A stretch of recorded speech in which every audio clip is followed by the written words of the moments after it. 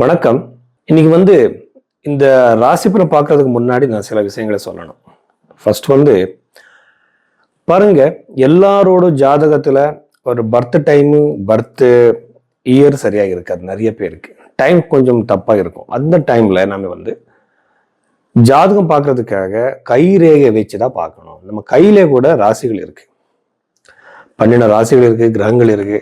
இப்போ for example வந்து இப்போ திருமண யோகம் ஜாதகத்துல கன்ஃபார்ம் ஆயிடுச்சுன்னா, நவாம்சத்துல கன்ஃபார்ம் ஆயிடுச்சுன்னா, கை ரேகையில சுக்கிர ரேகை வந்து அந்த டைம் பீரியட்ல சேருதா, அது ரெண்டுமே நம்ம கம்பைன் பண்ணது ஆகணும். ஸோ ரெண்டு கம்பைன் பண்ணும்போது இந்த இவெண்ட் வந்து எப்போ நடக்கும்னு நமக்கு நம்ம ஈஸியா சொல்லிடலாம். அது விட்டுட்டு நாம நிறைய பேர் வந்து என்னென்னமோ சொல்றாங்க. ஆனா நமக்கு வேண்டியது என்ன, நம்ம திருமணம் எப்போ நடக்கும், பரிகாரமோ அதெல்லாம் விடுங்க, செகண்டரி.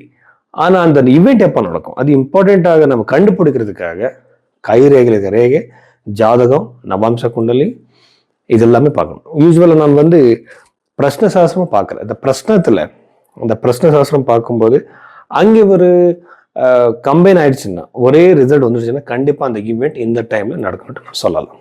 ஸோ அதுக்காக நீங்க பைரவி ஆஸ்ட்ரோல நீங்க வந்து இந்த கன்சல்டேஷன் எடுத்துக்கலாம். உங்க ஜாதகம் பார்த்து உங்க கைரேகையை பார்த்து நான் வந்து உங்க கேள்விக்கு ஒரு கரெக்டான ப்ரொடக்ஷன் நான் கொடுக்குறேன்.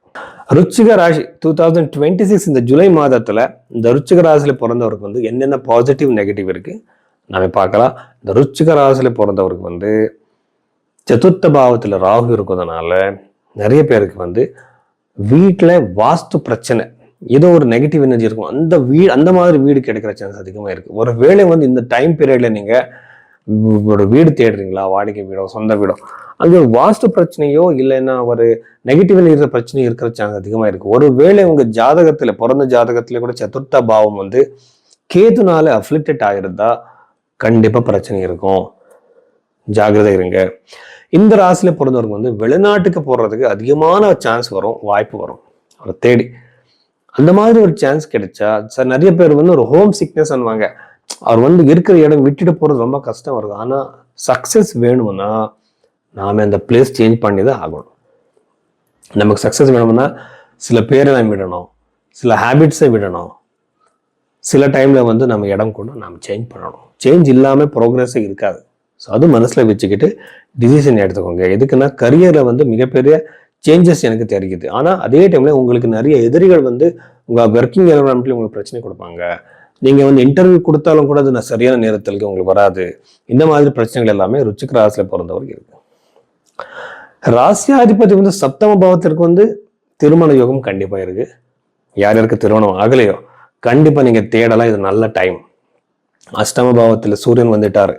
இது வந்து ஆல்ரெடி கல்யாணம் ஆயிருக்கிறவங்க வந்து ஏதாவது ஒரு பிரச்சனை, டிஃபிகல்டிஸ், ரெண்டு பேருக்கு நடுவே ஒரு மிஸ் அண்டர்ஸ்டாண்டிங், அவர் முகமே எனக்கு பார்க்க பிடிக்கல சார், அவர்கிட்ட நான் பேச மாட்டேன்னு சொல்லுவாங்க. ஆனா அந்த டைம் பீரியட் முடிக்கிற வரைக்கும் நாம் கொஞ்சம் வெயிட் பண்ணணும். ஒரு கோபத்துல ஒரு டிசிஷன் எடுத்துக்க கூடாது. ஸோ அந்த சுச்சுவேஷன் வந்தால் கொஞ்சம் அவாய்ட் பண்ணுங்க, டைம் எடுத்துக்கோங்க. ஒரு சண்டைக்கு நீங்கள் நாங்கள் டைவர்ஸ் பண்ணுறேன் அப்படி பண்ணுறேன்னு சொல்லக்கூடாது. இதுக்குன்னா சில பேருக்கு குழந்தைகள் இருப்பாங்க, அவர் கூட டைவர்ஸ் பற்றி பேசுவாங்க. ஏன்னா அவர் குழந்தைகளை பற்றி யோசிக்கணும். அவ்வளோ ஈஸியாக நீங்கள் டிசிஷன் எடுத்துக்க முடியாது.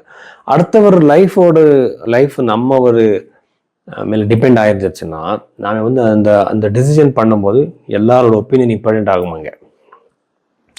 ப்ராப்பர்ட்டி வாங்குற யோகம் இருக்கு, ஜாகிரதை இருங்க. பஞ்சம பாவத்துல இருக்கிற சனி, இது வந்து எஜுகேஷன் ரிலேட்டடா, கரியர் ரிலேட்டடா யார் படிச்சுட்டு இருக்கீங்களோ ரொம்ப நல்லது அவருக்கு. தசம பாவத்தில் இருக்கிற கேத்துனால ஜாப் சேஞ்ச் ஆகிடும்.